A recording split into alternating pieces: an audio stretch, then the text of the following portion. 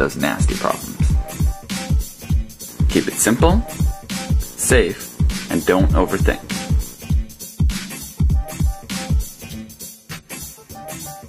Your inner dialogue can be your worst enemy when attempting your first backflip.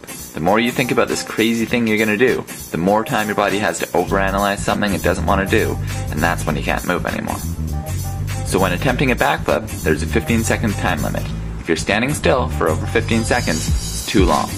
Do something else, something you can already do well, then come back to it later. Trust me, it works.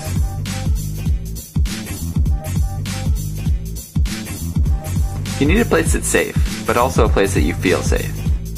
You have to be comfortable that you may land on your hands or knees or stomach, whether it's grass, sand, a mattress, or a trampoline.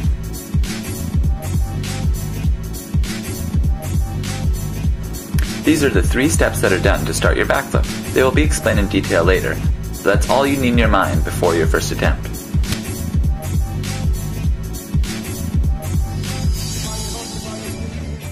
Personally, I try to do absolutely as little spotting as possible, since reliance on spotters is very hard to break. If you need a spot, then get a qualified spotter and make an effort to use them as few times as possible.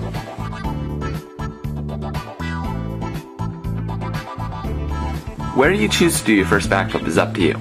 My recommendation is after a few low bounces on the trampoline. While it may seem tough and cool to try your first backflip on the ground, 99% of the people who tried it on the ground first, me included, learned it with improper technique, which made much more work for them to make it proper in the end. On the ground, you need to do everything with extreme power and precision, or else you're not going to land it. This is simply not conducive for proper learning of the skill. The trampoline is the best place to try it, but it's your choice where you want to do it.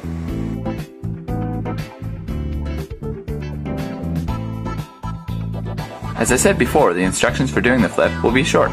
Well, here they are. The focus of the instructions is the initiation of the flip. The initiation, called a set, dictates how the whole flip will go, assuming you don't flip.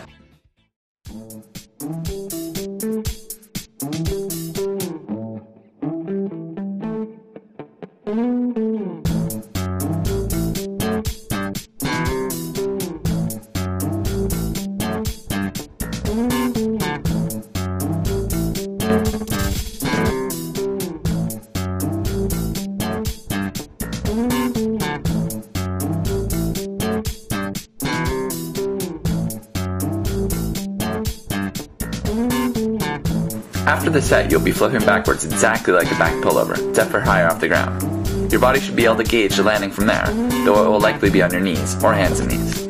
And that's it. Now you just have to do it.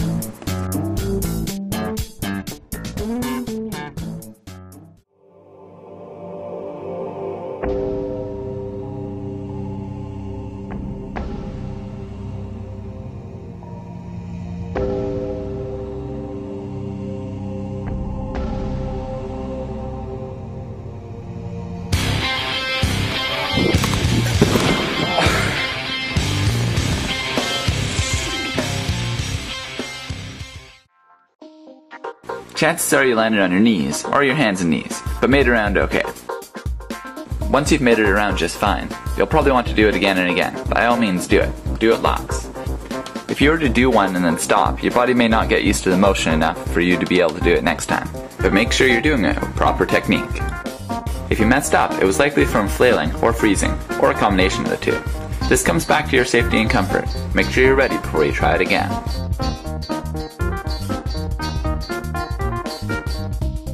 Once you've practiced enough that you can do a backflip and land it easily on the trampoline, you'll next need to work on your tuck. You're most likely already tucking naturally, but on the floor it has to be precise, so you need to understand exactly what to do. To briefly explain it, after an extended body set, the smaller you make your body, the faster you flip.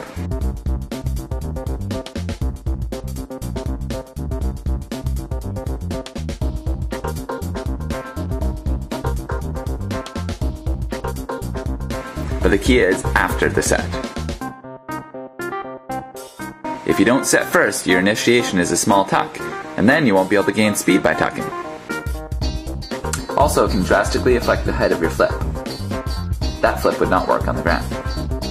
What you need to do is right after you've set and left the ground, bring your knees towards your chest. Then grab them if you'd like. Know that tucking late is fine, but tucking too early is very bad. All this happens the same on the floor, but much, much faster.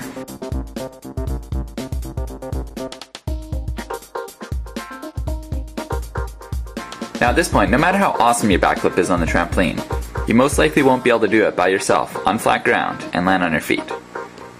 A backflip on flat ground requires more strength than the average person naturally has. Luckily, building strength for the backflip can be done in one simple drill. It is the backflip. Sure, you can work your leg muscles and then your abdominal muscles and back muscles and then your arms a bit, but all of them would be worked faster and often better by simply drilling the backflip. Also, when doing this, you condition your technique at the same time. So all you need to do to learn your backflip on flat ground is practice each of the following skills with one simple rule. Do not move on to the next one until you can do the previous one with proper technique.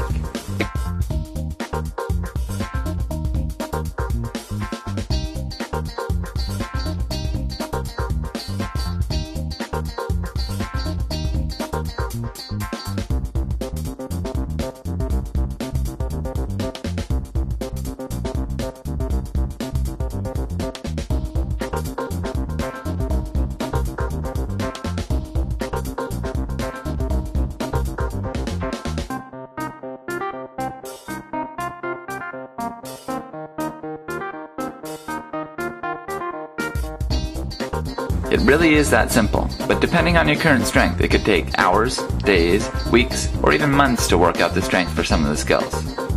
By far the hardest transition is 3 to 4, from the trampoline to the floor.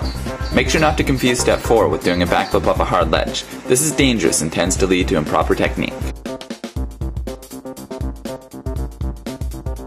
A springboard, an old mattress, or even a yoga ball can be used for this. Just practice safely and smartly, and don't be afraid to go back a step to fix a more difficult step. Do that and you will get it eventually. So that's a lot of information, but I assure you every word and every drill has its purpose.